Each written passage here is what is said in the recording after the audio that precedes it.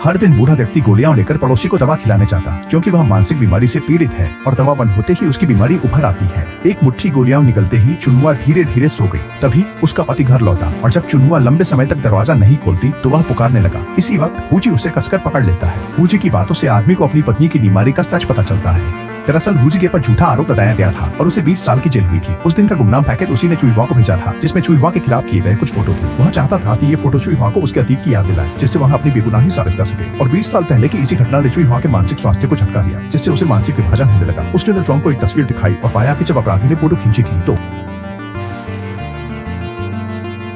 अपनी अंगूठी बाहर निकाली। जैसे ही राजू ने अंगूठी देखी, उसे अचानक याद आया कि पड़ोसी बूढ़े वांग के हाथ में भी एक है। स्थिति को भांपते ही राजू तुरंत घर की ओर दौड़ा और परिणाम स्वरूप सीधे बूढ़े वांग से पेड़ गया। एकदम से टकराया। देखते हुए कि बात सामने आ गई है, बूढ़े वांग ने छुपाने का प्रयास छोड़ दिया और सीधा बंदूक उठाकर हत्या करने की कोशिश की। लेकिन गोली चलने के बाद दाजवांग घायल नहीं हुआ, बल्कि वांग ही गोली से घायल हो गया। मूल रूप से तस्वीरों को देखकर चुईवा की बुद्धि फिर से सामान्य हो गई और वापस याद आ गया कि पहले क्या हुआ था। कहानी के अंत में पति पत्नी ने अपनी 2 बेटियों के साथ सुखी और खुशहाल जीवन बिताया। जबकि पुरानी घटना के लिए पुराने वांग को छानकर पुलिस स्टेशन के दरवाजे पर छोड़ दिया गया था। उसके पास कुछ उसके अपराध के सबूत थे। इस फिल्म ने हमें सिखाया कि अच्छे बुरे का फल जरूर मिलता है, अच्छे का अच्छा और बुरे का बुरा।